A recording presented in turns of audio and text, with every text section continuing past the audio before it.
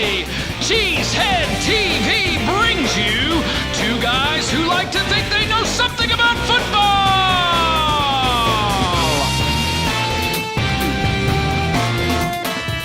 Good afternoon, everyone, and welcome back to Packer Transplants Live. I am Aaron Nagler, and I am joined, as always, by Mr. Corey Banke, my partner here at Cheesehead TV. We are coming to you live from the Live X studio in Midtown Manhattan, and we are ready to talk some Packers. What do we have on tap today, Corey? Today, we'll pick through the rubble of the Packers debacle of a season, talk about the latest on the coaching search. But right now, it's time for the good, the bad, and the ugly. We got the good, we got Corey Linsley playing every offensive snap for 2 seasons in a row. We got the bad, we got Joe, what the f*** was that Philbin? And we got the ugly, we got your Green Bay Packers. Corey Banke, how are you? Everybody should have got their money refunded from that game. Woo, baby. What did they make, like $10 million on that game? Something like that. I don't know. But whatever it was ugly. Wow. I don't even think I have a rant in me. Whoa. Actually, I figured out how to... Breaking news. I figured out how to generate a rant. How's that? Look at Twitter? We're going to do it after Blogosphere. Okay. Ooh, that's a quality tease. We're gonna do a little special segment after Blogosphere that people might just. We'll see if they either people enjoy stay or they'll tell us to piss off in the league. Yeah, that's good. That's fine. It's good. But right now, there's news to get to, Corey Banke. There's news. There's news. Namely, Aaron Rodgers suffered a concussion in the Lions game. Da-da-da-da-da, that's right. Total incompetence at 1265 Lombardi means your $134 million quarterback suffered yet another concussion. Tell them what they've won. An off-season of second-guessing and ridiculousness that could have all been avoided if there was a grown-up in the room. That was great. You like that, Corey? I really liked that. You were so upset on Twitter. What was great is that you were working, and you weren't even here. I was like in the trailer. I was in a broadcast trailer. In Times Square. And then I was like, then all of a sudden, your Twitter feed just blew up. Yeah, I mean, look, I actually don't. I didn't want that to happen. I don't want it to happen. Nobody wants it to happen. You know what could have? It was so obvious, though. What could have made it 100% foolproof that it wouldn't have happened? Not playing him. That's correct. The one and only correct answer, Corey. Tell him what he's won. A whole offseason of nonsense. Yeah, it's just upsetting. It's upsetting because, like, I think I put this on Twitter. If a moron like me can be upset about it and say, don't do this, like... And then you do it, and then it happens. Then what is there? Well, like, the if I'm an idiot, like... Okay. A lot of people I know probably came here waiting for a rant, and I don't really have a rant in me. I don't think you've said you don't either. I just wanted to play what happened in real time, because I thought this was during the watch party after it was announced that Rodgers had a concussion. I don't have anything more to add to this, but, rather than make somebody and everybody wade through 3 hours of watch party, I just clipped this and threw it on a video here for Transplants. I mean, you're a shell of the team you should be. You fired your head coach. You've got Beaker at interim head coach. And you've allowed your $134 million investment to play in 2 meaningless games. Oh, and you got hurt. Suffered a concussion, already having a history of concussions. Genius move. Where are the adults at 1265? I'm drinking beer and talking to a fucking doll. And I'm more of a grown-up than 1265 Lombardi right now. Because they allowed Aaron Rodgers to play in this fucking game. That's all I got. That's all I got. So I got nothing left. The Packers have ripped it out of me, crushed my heart, stomped on it on the floor, picked it back up, rubbed it in my face. All I got is the snark. That's all I got. And you know what? Everyone inside that building, I was a Packer fan long before any of you were there. I'll be a Packer fan long after all of you are gone. This is all on you, this bullshit we're watching. I mean, I got nothing else. I got nothing left to give, Banke.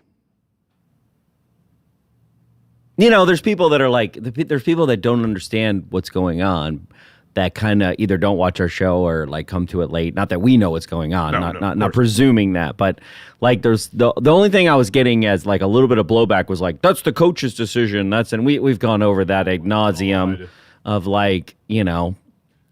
The coaches, there are sentient human beings. A lot of people are like, who actually think Joe Philbin is going to say, No. Aaron, you got to sit down. no, I think who it is. Prior to the game. Honestly, I think who it is like Mark Murphy's family.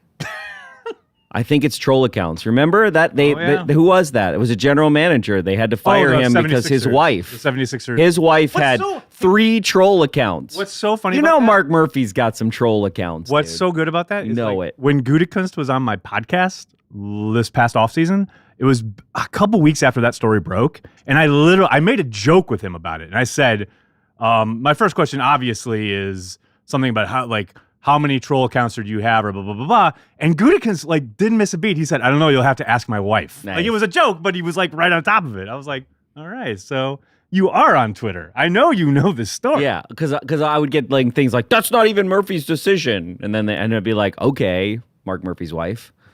Okay, Mark Murphy's cousin. It's a possibility. Everything, I wouldn't put it past him. Everything's Mark Murphy's decision. That's why he's the buck does stop with him. And you know who put him in that position? Mark Murphy, when he took over football. You know, I had pushback from inside 1265 Lombardi all week. Oh, you're too hard on pushback. You're too hard on him. You're too hard on Murphy. You got to be easier on Murphy. Take it easier on Murphy. Welcome to the game, son. You put yourself on the top of football. The people who talk about football are going to talk about you. And if your stuff, the product that you produce sucks, guess who's going to get blamed? That's right. The man in charge of football. You wanted it. Welcome to it. Yeah. If you had made Gutekunst in charge of football and all this was going on, Gutekunst would get the blame. Yeah. But you didn't. Welcome to the big boy table. That's all I got. Next up, talking about the big boy table, the Packers assistants. Oh, man. Green Bay Packers assistant coaches are in limbo. Rather than fire Ron Zook for cause, which should have been done multiple times this year, but clearly immediately after the Lions game, still employed by the Green Bay Packers, as is Joe Philbin. So that whoever they hire as coach, which could be Joe Philbin. No. Sorry. Hey, his interview is today, tomorrow? Again, we're going to get to this later. Coming up soon. We're going to get to this later. So whoever gets hired has the option, if they will, to keep anybody on staff that they want. So I get that, right? And obviously that's mostly about. According to Philbin, Mike McCarthy, he was worried about if Mike McCarthy was going to keep him because he was with Mike Sherman, and Mike McCarthy kept him for like the first 6 years before he went to Miami. But so I get that, but I cannot even believe that they just haven't fired Ron Zook for cause. I don't understand. Well, how does that? Well, who's supposed to fire him? Mark Murphy. But that's the thing. Like, here we are. Classic corporate public company strategy. It's not my money. Nope. So what do I care if we pay these guys tens of thousands and hundreds of thousands of dollars while we wait till the guy at the top gets, then that guy's got to wait and then he's going to decide. I'm like, I get process, but I don't need process to tell me that Ron Zook needs to be out of a job immediately. Has no business being employed by the Green Bay Packers. If I was Mark Murphy, I would have fired Ron Zook as soon as that fake call was made. It was like, as soon as that happened, it would be like, you know, the little telephones that they have in the middle there's like a guy that like handles the telephones. Right. Ring, ring, ring, ring. Yeah, let me talk to Zook. Let me talk to Zook. I mean, he had no problem calling Mike McCarthy up to his office after the Cardinals game. Yeah. But Ron Zook gets to stick around. Like, what? Well, and the other thing is, what are they doing right now? Nothing. Preparing. Preparing. But what are the assistant coaches doing? Breaking down tape. I don't know. They're doing nothing. Who knows? They have nothing to do. Just What do you have to do? coming to work every day? They don't even have to work out. Collecting a check. Yeah, what do you have to do? Do you even have to be You know at what they're work? doing, Banky? They're polishing their resumes. That's what they're doing. Yeah. Getting ready for their next gig. Of course, but I mean, I'm just saying, like, what are they doing for the Packers? A whole lot of nothing. A whole lot of nothing. I mean, I'm sure there are some administrative tasks and such that they're doing, but they ain't doing anything. I mean, is Joe Philbin like, oh, Jim, you didn't show up at 11. You didn't show up at 8 today. Oh, that's good. I doubt it. Oh, and to answer somebody's question, yes, this is a Chelsea hat because I like to support winning teams. Chelsea's won a number of championships in the last several years, unlike the Green Bay Packers, who are still represented here with my black shirt to represent the funeral that is the 2018 season. Is that Chelsea Manhattan? No, sir. Oh, no one gives a crap about that. I do. Nobody watching this does. I think you'd be surprised. I bet 4 people. That's called soccer, Nagler. Mike McCarthy. Speaking of Mike McCarthy, interviewing with both the Browns and the Jets. And turning down the Cardinals. Didn't he turn down the Cardinals? Cardinals. That was interesting. I think, and he was supposedly given the option to like have complete control. Wow. In Arizona. And he said, thanks, but no. Him and someone else, right? Oh, yeah. Somebody else turned down the Arizona job. I can't remember who. I can't remember. To interview I saw with Ian him. Rappaport report it. But what's funny about that is Demosky then putting out this afternoon that, one of the reasons, or a possible reason, blah, blah, blah. McCarthy has 2 kids in high school who he wants to be able to be home for or close by, etc. So he's coming to New York, but he won't go to Arizona. It's like an hour more flight, possibly. Yeah. Like, I get, like, you want to, like, smooth it over, don't look like a bad guy. I'm sure McCarthy and or his agent are trying to put that out there. Yeah, to spin it somehow. Like, come on. Give me a break.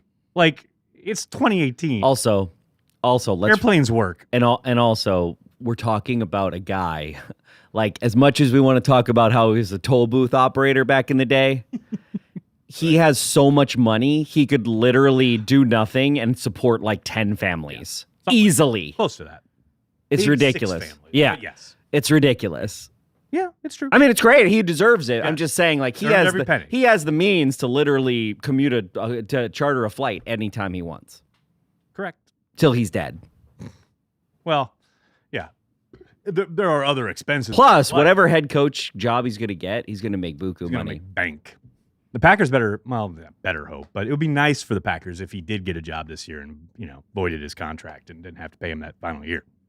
It'd be nice for the Packers, but clearly they don't care about wasting money. No, because they're just throwing it away on the assistants right now. I mean, how much do you think Ron Zook collects a week? Oh, my, I don't want to know. I don't even want to. I bet it's at least $50,000. The best is a week. I should have pulled this. I didn't think of it till right now, but there is a clip of Zook on the sideline of that Detroit game as the fake is being carried. Oh, I out. saw that, and he's like, he's not even like like if it's there, he's like looking. He's just like, yeah, I knew that was going to happen. Like this. Like, it's ridiculous. What?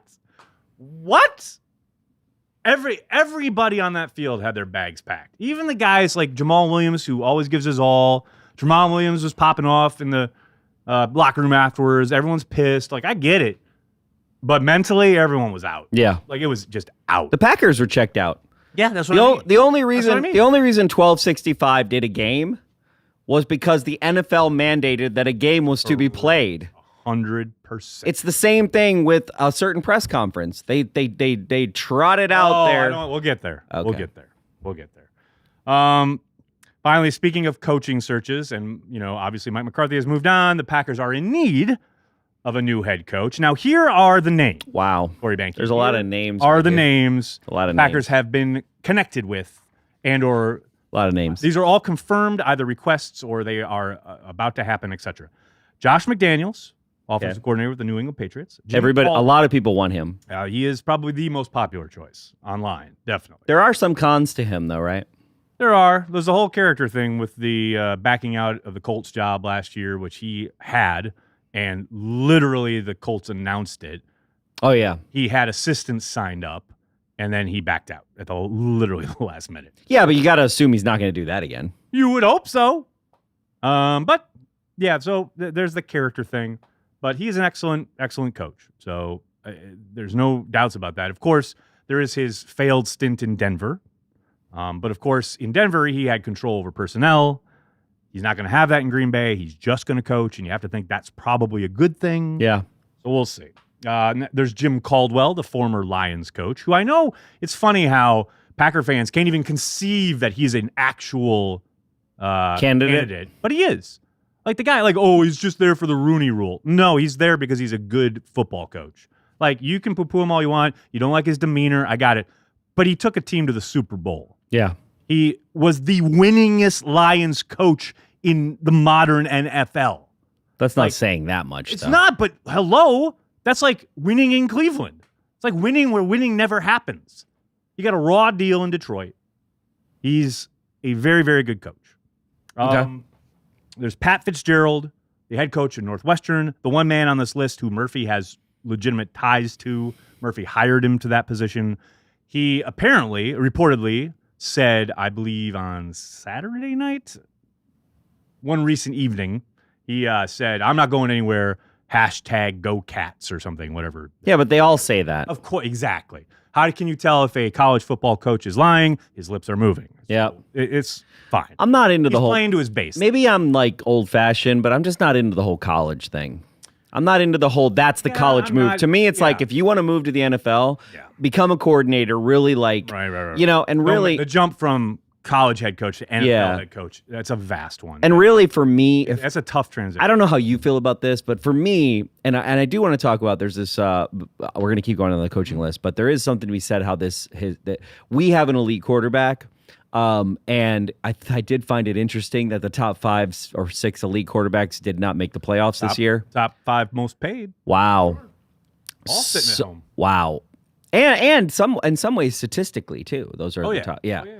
But because we have an elite quarterback, we can't change that right now. Because of that, I just don't see us going with a defensive coordinator type coach. I think the what really fits the mold is you got to have that offensive guru who's a quarterback whisperer. Yeah. Like, that's really where we've had our biggest success. That's why I want Adam Gase to get an interview, but apparently the Packers don't agree. Oh. Because that was Mike McCarthy's whole thing. Like, it was definitely Holmgren's. It was definitely Walsh's. It was definitely the West Coast offense is like, hey, that they created the elite quarterback in some ways. You've got evidence like McVay and the work he's done with Jared Goff. You got Matt Nagy making Trubisky at least serviceable. That's the type of mold that I think a lot of NFL teams are looking at. And that's really what we need, because the number one testament to this coach in some ways is, what they do with Prodigy Boy.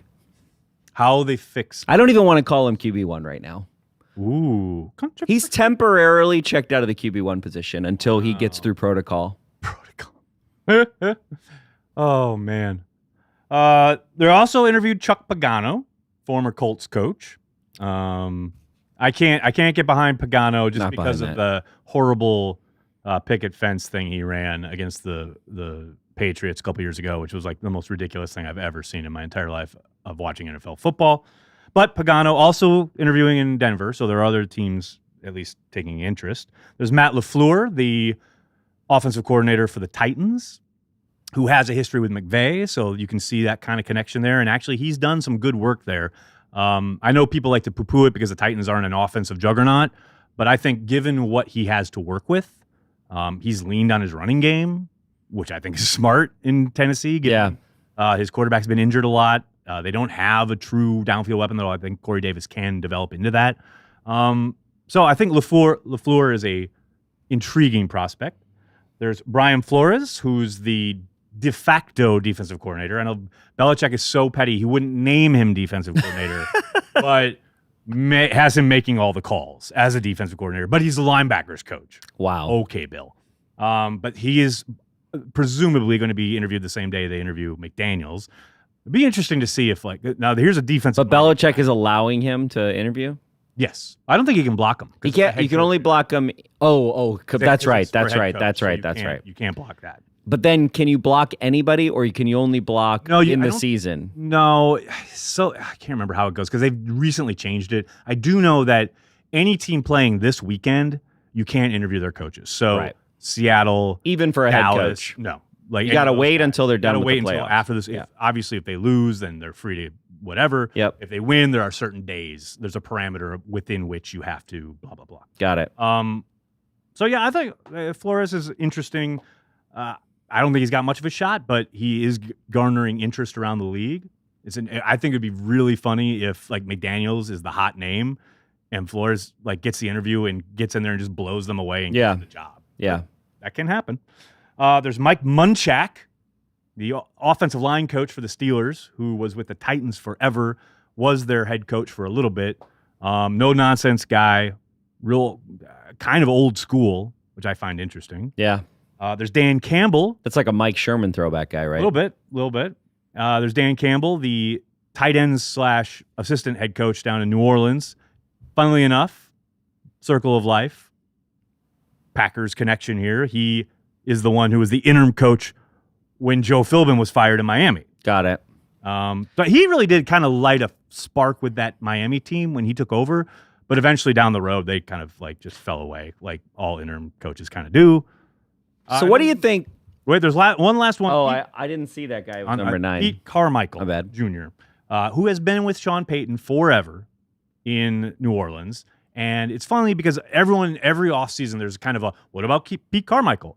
And even this offseason so far, people have said, what about Pete Carmichael? Until today, literally, La Canfora reported that the Packers have requested permission to talk to him. So this is a guy who clearly has been involved with the Saints offense, has been, at least on Sean Payton's hip as he and Drew Brees have been setting offensive records.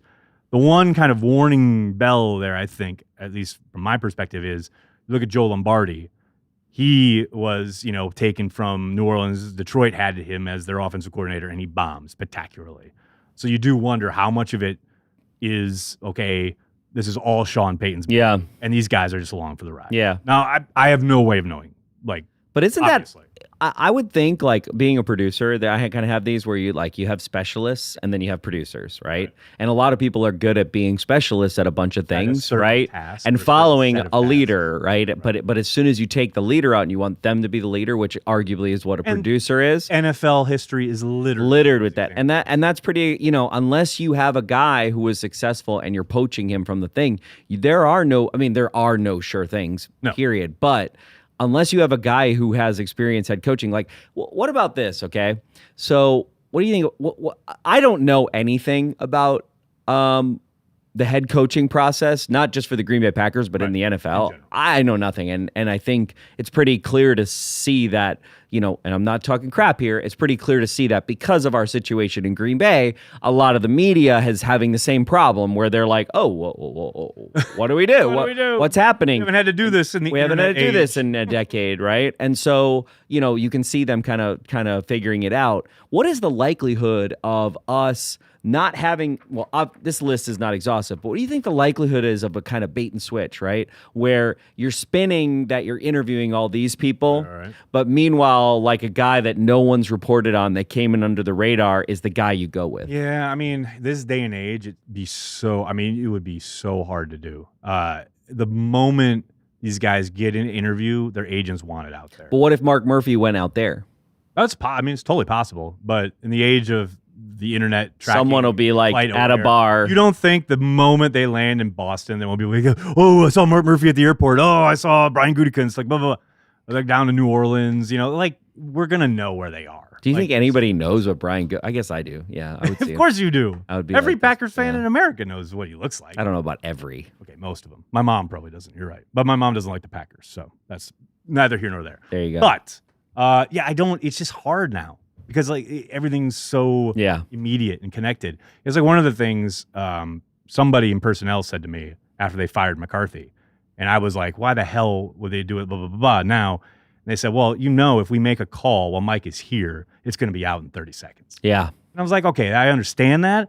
But why do you need to make calls? Yeah. Like, you know what I mean? Like, we've waited until Black Monday now. It's come and gone. We now have a list of candidates. Like, how were you impeded in that process by keeping McCarthy? Well, and that's actually a really good point, because what really was going on? Was it just like we can rehash this a little bit. This is the final Packer transplants of the season. It is. But what, in hindsight now, what really was going on in the sense of like, was the atmosphere becoming so toxic to Mark Murphy's eyes, right? Interesting question, Mr. And Becky. was the toxicity of the environment was getting rid of Mike McCarthy just a way to deal with the symptoms and not necessarily deal with the cause? Because to your point, Right.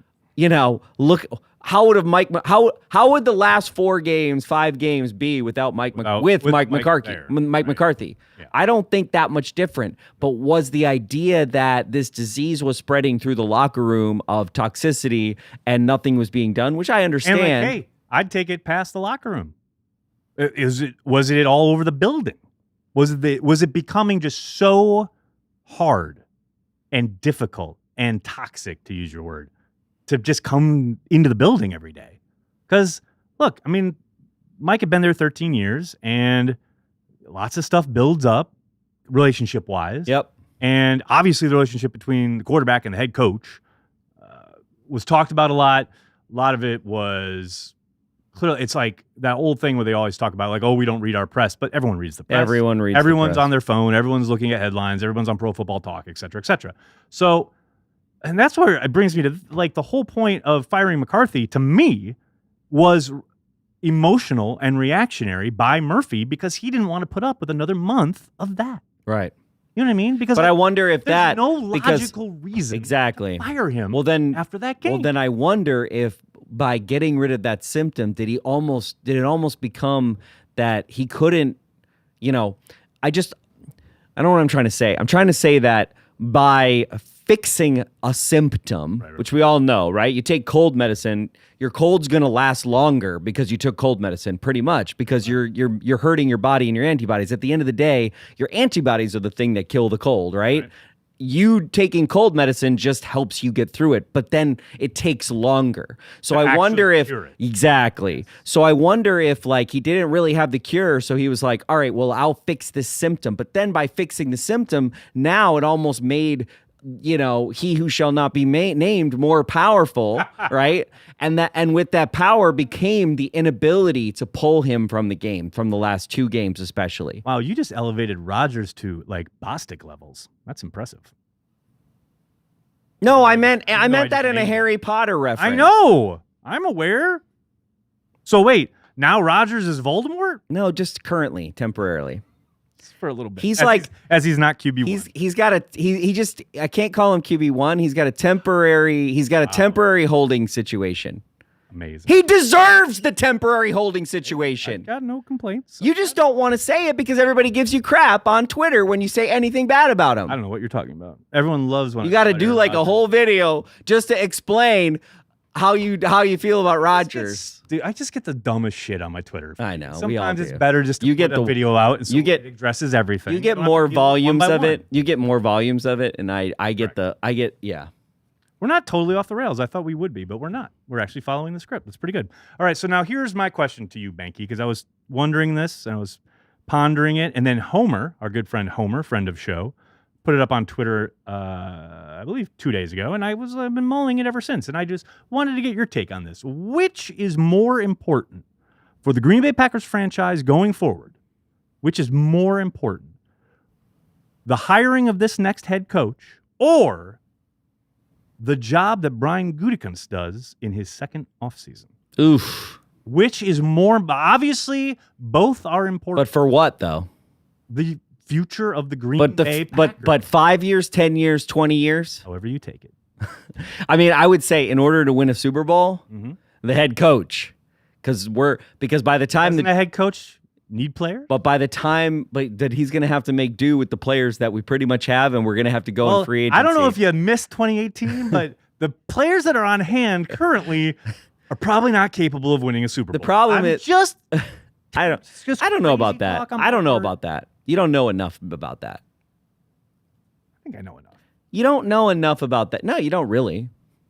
I think I know. You know that they're not for this year, but you don't know the work they're going to do to put them in a situation for next year.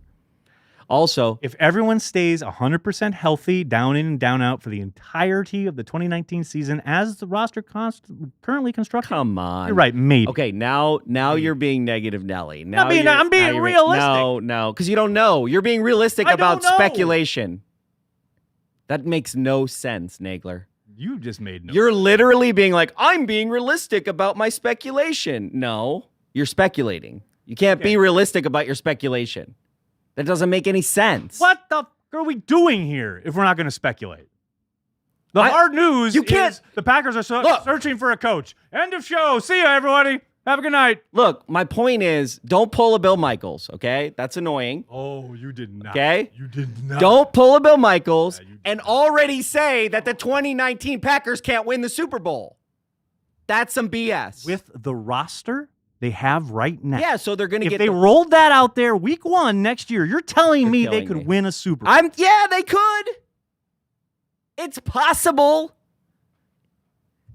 Yes, it's possible. Because those guys, you know what? In the next 6 months, all those guys, MVS is going to go in weight training. Devontae's going to go. Devontae's weight training kills. It's incredible. I could also conceivably be named general manager of an NFL team. No, that's not going to happen. Well, neither is the Packers winning the Super Bowl. The roster is currently constructed. But we're sitting out here saying what could possibly happen. I'm just saying. So I'm telling you. I don't. Look. I can go be GM of the Raiders. I could be the GM of the Chiefs in a few years. Please don't pull a Bill Michaels.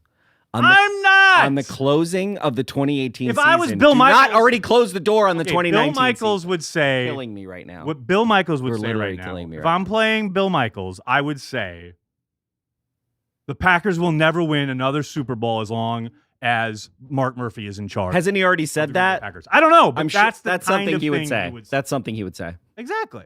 And I'm not saying that. You're saying the 2019 Packers can't win the Super Bowl. No, I'm saying the current roster could not win next year's Super Bowl. Okay. That's what I'm saying. I don't like you right now. That's fine. Inside, Shall we continue? Inside, your words are literally killing me. They're like daggers inside of me. Like razor blades. You know what? You never answered the question. I think that the head coach for the short term is more important, and I think that for the 5 years, the draft is more important. How about that? What about free agency? I mean, yeah. Hopefully, Gutekunst has a better record in free agency than he had this year. I mean, one would hope. Jimmy Graham, holy wasted money, Batman. How many tight ends are? How long are we going to waste money on tight ends before we draft one? Forever and ever and ever. Here's a question. Talking about Jimmy Graham. Yeah, just month one ahead. Do you like that? What do you do with Jimmy Graham this offseason, Mr. Banky?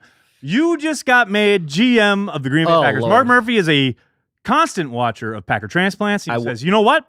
That Corey Banky knows what the hell he's doing. I'm going to hire him. I would turn down in the interest of the Green Bay Packers and me being a fan, I would turn down the job. All right, but you're hired as a consultant. You're not allowed to say no. Okay. They ask you, what do you want to do with Jimmy Graham? What do you do? I have no idea. You cut him? If you cut him, don't you have to take his money? Well, you got a bit of a cap hit. I mean, I feel like you just go with them and then you just try to get some guys up, right? Yeah. I mean, next year it's Tanyan. much easier to get rid of him next offseason. This offseason is kind of tough. I mean, you hope he works out. You hope they get more of a groove. You hope maybe they can get maybe with a new coach and a new scheme, they can get Rodgers and him on the same page, and they can really kind of get something going. Because even if he gives you 2 or 3 catches a game, that's something. Even if it's 18 yards, 3 catches. That's a lot of money for something. Look, 3 catches for 18 yards. No, 3 catches for like 75. No, I'm saying and a touchdown. I'm saying if he could just give you 3 catches for 18 yards a game, he wouldn't be worth the money, but he'd be worth more than he is right now. He's been better than that this year. Barely. You want him to downshift? He has more drops than anybody on our team. He's been playing with a broken thumb, so I'll give him a little leeway there. Okay, so clearly you got to let his thumb heal, and then you got to bring him back. You can't cut him though. Finally, do you think you can cut him? No. I don't. I mean, we can. They could. For what? I don't What think does they it will. get exactly. you? Like, And especially if he's not a cancer. It feels like you're kind of cutting your nose to spite your face. Yeah. But maybe. And guys have down years, and older guys have a lot of down years. So The thing is like, It's like you got this red zone weapon, and we've talked about this on the show before. You've got this red zone weapon. You went out and got him. He had 10 touchdowns last year, et cetera, et cetera. But you got a quarterback who won't fit it into tight windows and won't throw 50-50 balls. Yeah. So what good is he? Yeah. He doesn't run away from anybody. Now, all that said, Rodgers has given him plenty of chances, like between the 20s, et cetera, where he's either dropped it or sat down when Rodgers thought he was going to keep going, or he's drifted in the zone. Just aren't on the same page. Well, and that's this is the danger of free agency. Yeah. This is why traditionally Thompson was so adverse to it, because of chemistry issues like that. He preferred to grow his own. Now, obviously, I guess, but you can't be as allergic to it as Thompson was. No. But that is the type of thing that Thompson was wary of. No, but I wonder, there's a little bit of like Rodgers had a little bit for him a down year, right? And so maybe that played into it. And him and McCarthy, back to the toxicity. Like, we don't know how toxic it was, and clearly that might have. So maybe removing that has a huge thing on 2019. That's quite possible. That's what I'm hoping for. Yeah, that's all I got. It's a restart. It's a refresh. It's a reset. And I was talking about this happened to me. This recently happened to me, where I was on a show, and I've been doing it for a very long time, a very high profile show, and I've been doing it for over 17 years. And this recently happened where I was forced to reset the entire thing, and it actually becomes like a really good thing, because you find out that you're doing a lot of things. So I think 1265, QB1, the defense, everybody's going to realize, hey, we've been doing these legacy things for years, and we just keep doing them because we're an organization, and that's what we've always done. I will say that you have just made the argument that comes from inside the building for what Murphy did when it came to changing the power structure. Yeah. We've been doing this since Ron Wolf came on board. Bob Harlan hired Ron, made him head of football, and we've been really successful for 20 plus years, but it's just, we're doing it because we've always done it that way. Yeah, but I would say to that specific, because what I'm talking about is internal. I'm not talking about a hierarchy for refresh, right? Necessarily. I'm talking about processes. Hey, we always did these coaching tape things, and nobody looks at them. So why are we doing just narrowly or whatever? Yeah. But I mean, the history of the Green Bay Packers. How many times are you going to repeat history? Well, how many times are you going to repeat failed history? And there's plenty of that. So I would say don't change it just to change it. But from time to time, having a refresh or rethinking about things is definitely good. Idea. Yeah. I feel that. Drawing back from the Packers for a moment, just because this came out this morning, and I just wanted to we skipped one thing, though. Did we? Yeah, go up. Cobb. Oh, that's right. You did bump one. It was my fault. This is a good question. Corey Banke. Have Randall Cobb and Clay Matthews played their last downs as Green Bay Packers? I unfortunately think that Cobb has, but Matthews probably hasn't. Really? You think they bring Matthews back on a sweetheart deal? I don't know. Oh, is that what it takes? I don't know. I mean, I can't imagine. He's probably not back. The bank out in free agency. You don't? Don't. Just on name recognition and getting like a Browns team hyped? Yeah, maybe. Or a Jacksonville team hyped? Or wherever McCarthy ends up. I mean, because that's where I think Randall Cobb ends up. Wherever McCarthy takes a job, bring in Randall. He knows the offense, and away you go. So it's possible. I mean, I think all it takes is one team. It just takes one team in free agency to pay, and there are teams with boatloads of space. I think he's going to get a big deal. I do. I don't know. Maybe it might not break the bank like greatest linebacker deal ever, but I think you'd be surprised, because from a marketing standpoint, he's worth so much money. I mean, it's ridiculous. He has, this is funny, but Pitch Perfect 2 is no joke, right? The Super Bowl when he's next to Rodgers and he has the belt.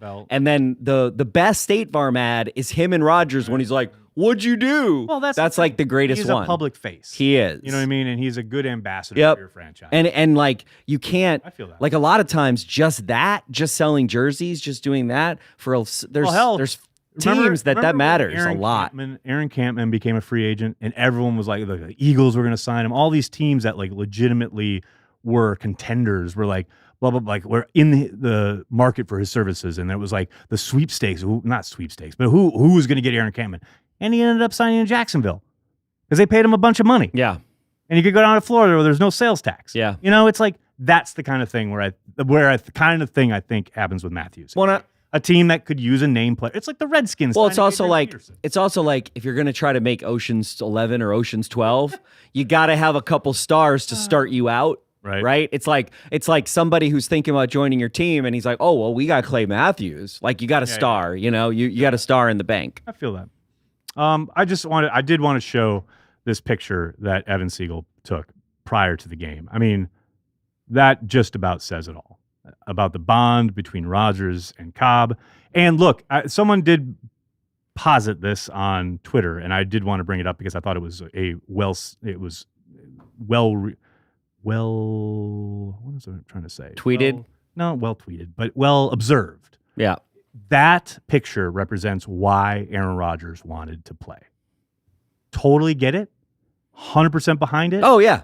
Love the passion, the want to, the bond, the friendship, but you still got to sit down, buddy. Yeah.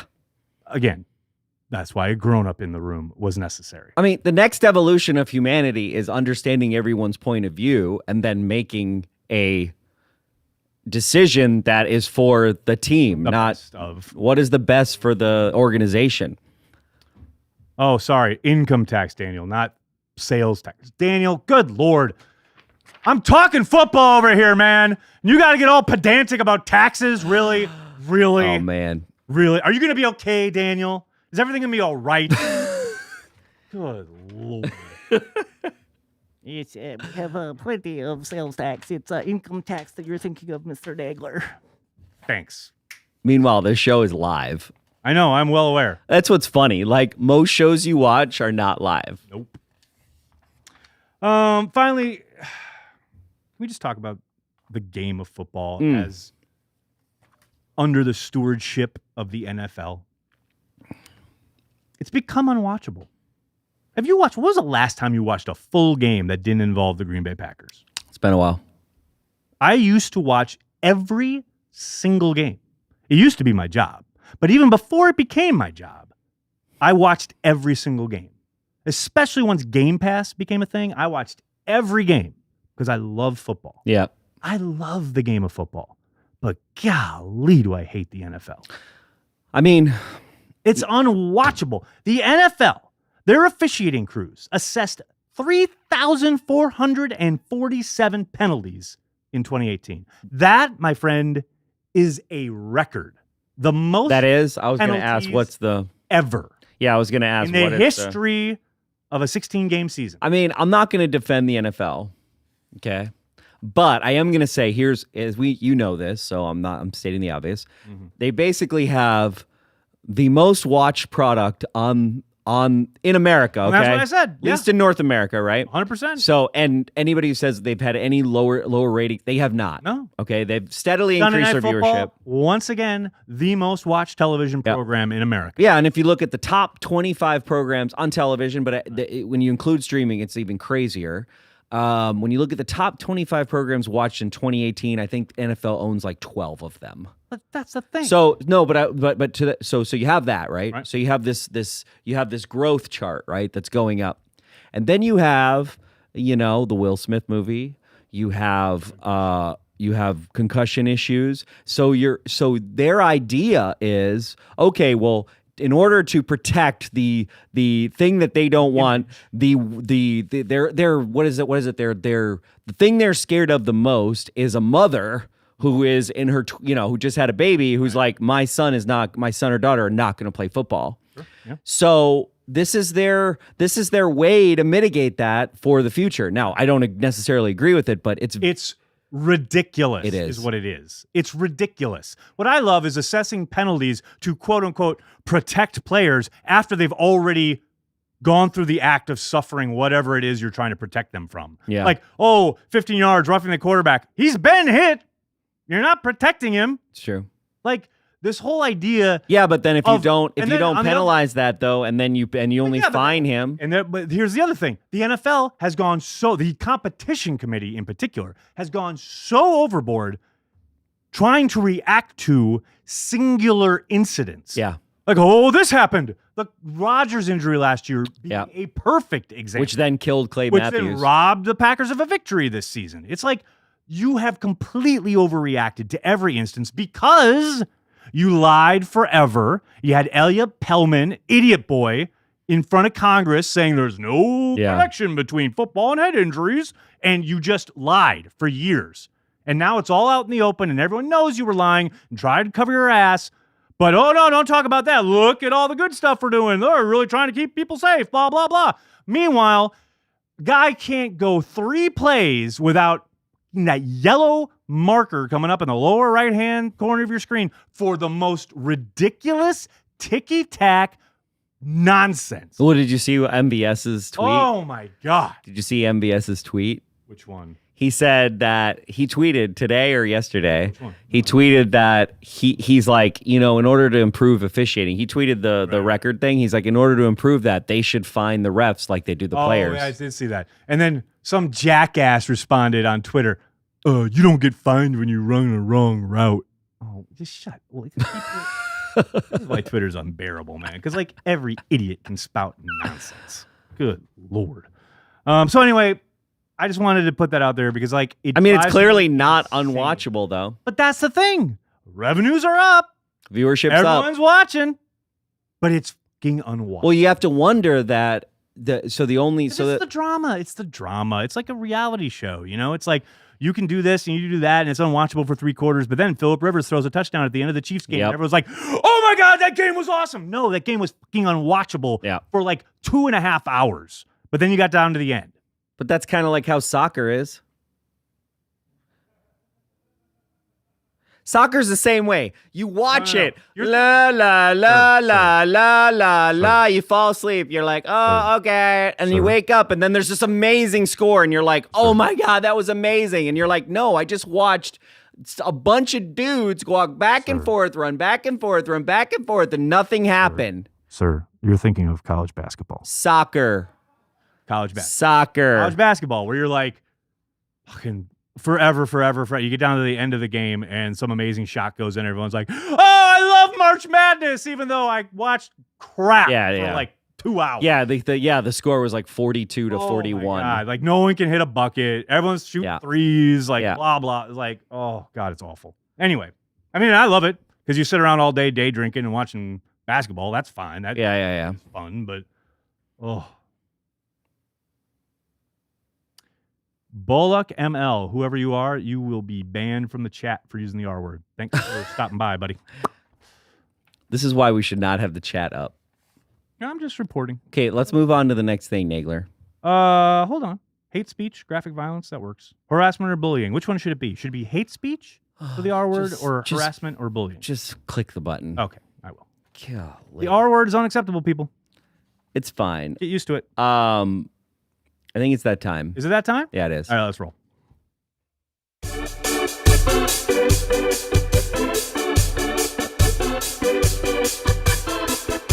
This week in the Packer blogosphere.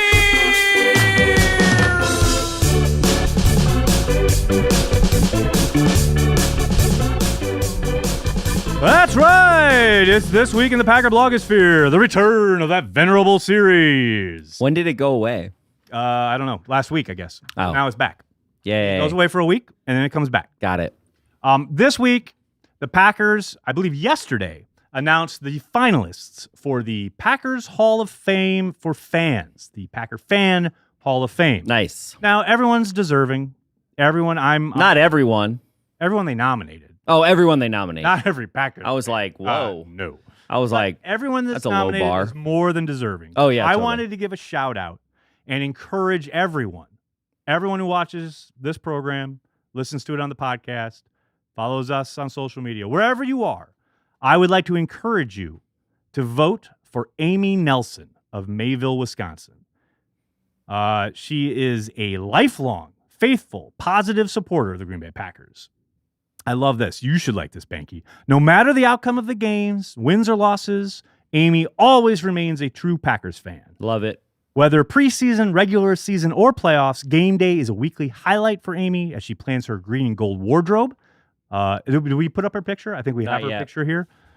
She is an adult with Down syndrome. She loves the excitement of Packers games and enjoys the bonds they create with friends and family. Perhaps most importantly, Amy is a great example of true team spirit, supports the team through the ups and downs of each season and every single year. So I wanted to give Amy a shout out. I want her in the Fan Packers Hall of Fame. So I hope everyone goes. You go to, I believe it's packers.com/fan zone or fan voting, somewhere around there. In the fan zone. Find it on packers.com. Do it. Give Amy a vote. Actually, vote for whoever you want, but I would like to endorse Amy. I really hope she gets it because God knows she deserves it. Also, really quick, before we get to our last segment, big shout out, big congratulations to Rick Hammond, a patron on our Patreon page. He is the latest winner of the Overstock t-shirt giveaway. Rick, you should have a message in your Patreon message. Let us know which type of shirt you would like, and we will send it out to you. And Lloyd Dixon looking to get blocked. Okay, a lot of blocking going on today. I just blocked him. I just blocked him on Facebook. Well, I didn't block him, but I hid his comment. Well, we saw it on the thing. How does Facebook allow that? Don't they have AI? Probably not. Not like YouTube does. But Lloyd, Facebook. Congratulations on your lifetime block. It'll be good. I don't. Can you even do that? Are you ready? Are you ready for our last segment? Okay, no, finally. I gotta block the dude. Okay, you block the dude. I'm going to set up this last segment. Oh, it blocked him now, I think.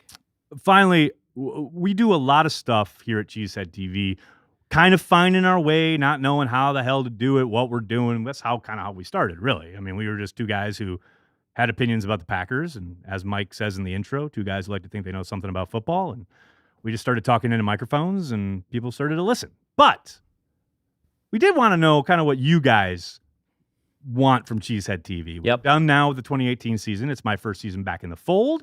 Our first full season ever, I believe, of having Packer transplants every single week. Yeah, we didn't. I think this is the first time we've ever done it. Oh yeah, for sure. For sure. So we want to know, what else would you like to see from Cheesehead TV? Send us an email, contact@cheeseheadtv.com. Yep. Or tweet us, message us on Facebook, whatever. But let us know. We really want your feedback. We really want to know, what you want from Cheesehead TV content-wise. We have some ideas. We got some stuff cooking. But we do want to hear from you guys, and we want to know what you want from the site, from the YouTube channel, from the video side, etc. Let us know. And finally, in the vein of something we've been kicking around, Corey had an idea for a new segment that we're going to try out here. Well, you may log off at some point. You may leave, but we're gonna. I don't know if you know Mystery Science Theater, but one thing that I always like to watch is press conferences, and Nagler likes to watch them. Oh yeah. So there was a pointless press conference on Monday that I thought we would listen to and comment on, and that was one Mr. Joe Philbin. We're gonna do the beginning. And you're going to hear the audio, and you're going to still see us, so I'm sorry about that. But we're going to listen to the beginning, then there's a little middle section, and we're going to take the show out. So this is a Joe Philbin press conference reaction video, and we're going to start with Joe. Here you guys. First and foremost, how appreciative I was of the way they conducted themselves the last 4 weeks of the season. I told them that football can be a humbling game. You look at the difference of the locker room in the course of 7 days in between the New York locker room and what we had yesterday. But also talk to them about embracing change, whatever that may be, and not looking at it as a negative, looking at it as a positive. Change, Banky. And so those were really the main points that. Can I just ask one question? Why is Joe Philbin talking? I don't know. That was going to be my first question. Why is Joe Philbin talking? Yeah. Is that how you're Monday. Embracing change by looking at it as a positive? Oh, absolutely. Again, he's embracing change as a positive. I don't know, 2 weeks ago. The future's going to unfold. 2019 is going to be here before we know it, and it's rapidly approaching. I can't get over that Joe Philbin is talking. We'll see what the future holds for us and the boss and myself and the family. And the boss should be the one talking. Do do the best we can wherever we are, and we'll go from there. Okay. What? We'll go from nowhere. To there. Okay, what is it going to do the next couple days? You know, obviously be available. Told the players I'm going to be here all day today. I'll be here tomorrow. To talk about we're gonna what? Do some evaluations, which is kind of standard. What are you operating talking to them procedure. about? You know, Also, why are you evaluating players? You're about to get fired. Why is he talking, Banky? we'll do some player evaluations on, you know, their performance and so forth. And so that's really what. Here's the evaluation. You got your asses handed to you. I just kind of let, I'm not going to do it with everybody. I just kind of said, hey, look, I'm not disappearing and falling off the face of the earth. I'm right upstairs. If you need me, come on by. And I'm going to grab a couple guys, I'm sure, and have some discussions. Hey. Hey, Well, people hey, are- Mason, what you doing? Hey, come on in here. Come on in here, have a chat. What the f- is hey, he J.K. talking Scott, about? J.K. Scott, let's talk. Let's What- talk what about is you he not talking- flipping the field Why- last okay, week. Why is Philbin talking? So then it gets better when you go to the spot. Now, people on the chat are like, he has to talk. And yes, Yes, guess what? If he had been fired Sunday night, like he should have been, he wouldn't be talking. I mean, they know who you are. okay, now it's about if Joe Philbin is going to get hired by the Packers. Rob Domofsky asking him. Again, I think it's important, you know, having at least been through an interview process before for a head coach. You know, I think one of the things I've learned is how important fit is. And, you know, I think maybe when you're the first time I went through it when I'm 49 years old or maybe, geez, I might have even been 50. But, you know, and you've never been a head coach, you're not as concerned about some of that stuff. Boy, I want to get a head coaching job. Geez, I've been 28 years in the business. I've never been a head coach, and here's my chance. What? And, What? So, That's you your know, I wanna, chance? again, Did you miss present the game on important- Sunday, Joe? While they do know me, there's some things we haven't discussed. That's the other thing. And, How the you know, I wanna does he present who walk I into am. Mark Murphy's office with Brian Gutekunst sitting in there and going, all right, guys, ready for my interview? Guys, how does anyone keep a straight face? I need to do my after interview. Sunday. I need to do my interview, you guys. They don't like who I am, and I was in a situation They where I'm not don't sure like who I the am. exact fit, and it wasn't Steve Ross's fault. I'm not blaming anybody. I'm just saying that I think fit and alignment between in this particular situation, you know, Mark Murphy, Brian, Russ, and the head coach is absolutely vital. And if it's not, it won't work. And these guys, Okay, pause you know, it for a second. Pause it. Because everyone's like, But he wasn't fired, Nagler. Or it's what professionals do. Yes. And you know who else should be a professional in this situation? Mark Murphy, who petulantly fired Mike McCarthy after a horrible performance against one of the worst teams in the league. But no, we're going to keep Joe Philbin around so Mark Murphy doesn't have to go in front of cameras and answer questions. Because that performance on Sunday, 31-0 to the Detroit Lions. The worst loss to the Lions since 1970. Oh, That is a culmination of decisions that Mark Murphy has made. But he doesn't have to answer for any of it. We're going to keep him around because, the NFL policy says he has to go out as long as he's employed as the interim head coach. yep. So you know what would be real easy to do? Be a man, let him go on Sunday night, show up at the podium on Monday morning, And say the buck stops and with me. say, it's my responsibility. The horror show that our fans witnessed on Sunday, for the second year in a row, by the way, where the last game at Lambeau Yep. has been opposing divisional fans Yep. celebrating a victory, Yep. as Lambeau fans, Packers fans, real fans have to eat untold amounts of crap because of Mark Murphy. But no. NFL policy states that Joe Philbin Exactly. go out there and answer questions. That's ridiculous. And honestly, That's cowardly. and this right here, why I did this press conference is because they think that if they just do the policy, we won't see that there is no wizard behind the curtain or he doesn't have magical powers. Like, look, if there's one Has thing, no responsibility. if there's one thing I'm going to leave you with, Packer fans, this season, and we're going to be back, we're going to have daily tomorrow, we got a whole game plan for the season, but there's one thing I want to leave you with is don't look.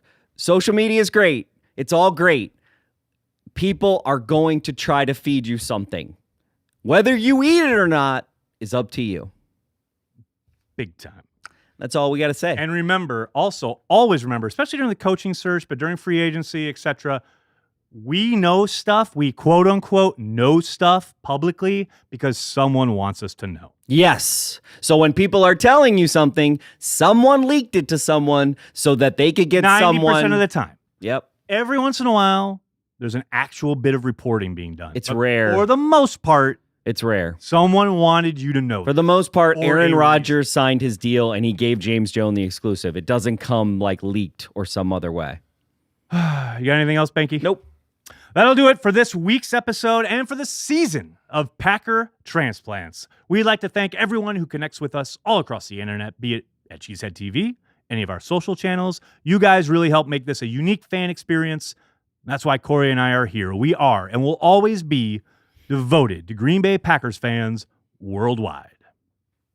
Hey, Winston, I'm sorry, where is the Winston that has given us illumination and information at past press conferences? Do we do something that you're down on us again? But this was last week, it didn't go very well, and we want to talk about your guys, and I'm not quite sure what you want from us to make that happen.